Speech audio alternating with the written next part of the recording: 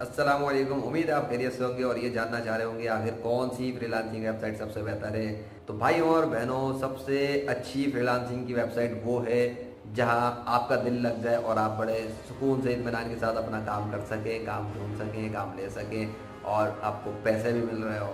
वही freelancing site सबसे अच्छी है। उसकी एक वजह है। वजह यह है कि असल चीज़ वेबसाइट पे डिपेंड नहीं करती, बल्कि असल चीज़ ये डिपेंड करती है कि आप किसी भी वेबसाइट पे कितने सीरियस होकर काम कर सकते हैं, कितने अरसे तक काम कर सकते हैं और कितना दिल लगा सकते हैं। चाहे फ्रीलांसर हो, अपवर्क हो, फाइवर हो, इस तरह की जो मशहूर साइट्स हैं या ऐसी साइट जो मशहूर ना भी हों, कहीं भी आप चले जाएं, ये तो आप पर डिपेंड करता है कि आप उस साइट पे काम करने के लिए तैयार हैं ज़हनी तौर पे या नहीं।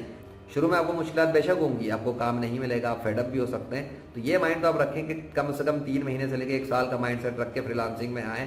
फिर डिपेंड करता है कि आपका नसीब कैसा है और आपको क्या रिस्क देना है, आपकी कोशिश कितनी है, क्योंकि कोशिश इंसान की जितनी होती है उसे उतना ही मिलता है और कोशिश के हिसाब से ही दिया जाता है। इसलिए आप किसी भी प्लेटफॉर्म का इंतखाब कर लें। कोई कोई फ्रीलांसर पे कामयाब है, कोई अपवर्क पे कामयाब है, कोई पीपल पर आवर पे कामयाब है, तो कोई फाइवर पे कामयाब है। कुछ टिप्स मैं ऐसी बता सकता हूँ जिससे आपको थोड़ी आसानी होगी अपना प्लेटफॉर्म मुंतखब करने के लिए। अगर आप बिडिंग वगैरह करने का मूड नहीं रखते, आप नहीं चाहते कि जाके प्रोजेक्ट ढूंढें और बिड्स लगाएं और फिर मतलब क्लाइंट्स को तलाश करें, बल्कि आप इस टाइप के हैं कि आप चाहते हैं क्लाइंट आपको तलाश करें और आपकी महारत को देख के आपको हायर करें, तो आपके लिए फाइवर जैसा प्लेटफॉर्म सबसे अच्छा रहेगा, क्योंकि वहाँ आपको बिडिंग नहीं करनी पड़ती। आप अपनी स्किल्स मुहैया करते हैं, पोस्ट करते हैं, क्लाइंट ढूंढ ढूंढ के आपको ऑर्डर देता है, आप सिर्फ ऑर्डर रिसीव करें और काम करके कंप्लीट करें। अगर आप आवरली बेस काम करने के बड़े शौकीन हैं कि आप चाहते हैं कि आपको जो पैसे मिले ना वो आवर्स की बेस पे मिले, कि आप जितने घंटे लगाएं उतने घंटे आपको पैसे मिले, तो मैं आपको रिकमेंड करूंगा आप अपवर्क जैसी साइट पे आके काम करें, क्योंकि आवरली काम के लिए सबसे अच्छा प्लेटफॉर्म अपवर्क ही रहेगा। अगर आप फिक्स कॉस्ट प्रोजेक्ट करने के बहुत शौकीन हैं कि आप कोई भी काम करें उसके आपको पूरे पूरे पैसे मिल जाएं, आप घंटे के हिसाब से काम नहीं करना चाहते, तो आपको मैं रिकमेंड करूंगा आप freelancer.com जैसे प्लेटफॉर्म पे जाएं। यहाँ जाने का फ़ायदा ये कि यहाँ प्रोजेक्ट्स भी बहुत हैं, लेकिन एक प्रॉब्लम freelancer.com पे ये है कि उनके मेंबरशिप पैकेज लेके आपको काम करना पड़ेगा, वरना आपके पास बिड्स बहुत कम होती है और उसके हिसाब से आप स्टार्टिंग वहाँ करें तो बड़ा मुश्किल हो जाएगा आपके लिए। इसके अलावा और भी प्लेटफॉर्म्स हैं जैसे कि guru.com, पीपल पर आवर। इन साइट्स पे चूँकि मेरा ज़्यादा एक्सपीरियंस नहीं है इसलिए मैं इसमें इस बारे में कुछ कह नहीं सकता, लेकिन ज़ाहिर है उन प्लेटफॉर्म्स के भी अपने कोई रीजंस हैं। वहाँ पे भी आपको मिक्स किस्म का काम मिल जाएगा, आवरली भी होगा, फिक्स कॉस्ट भी होगा। ये पिछले जो 3 फाइवर, अपवर्क और फ्रीलांसर मैंने बताया, ये ज़्यादा मशहूर हैं, ज़्यादा लोग इन्हें यूज़ कर रहे हैं। एक और मशवरा मैं आपको दे सकता हूँ, वो ये कि ये तो हो गए वो प्लेटफॉर्म जो बहुत ज़्यादा मशहूर हैं।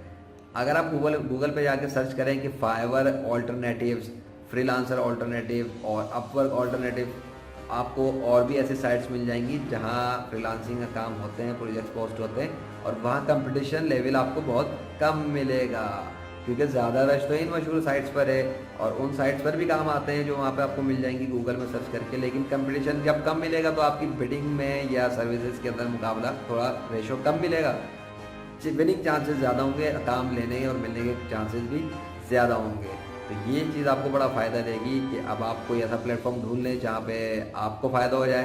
तो ज़्यादा पैसे कमाना किसको बुरा लगता है जब आपका मुकाबला कम हो।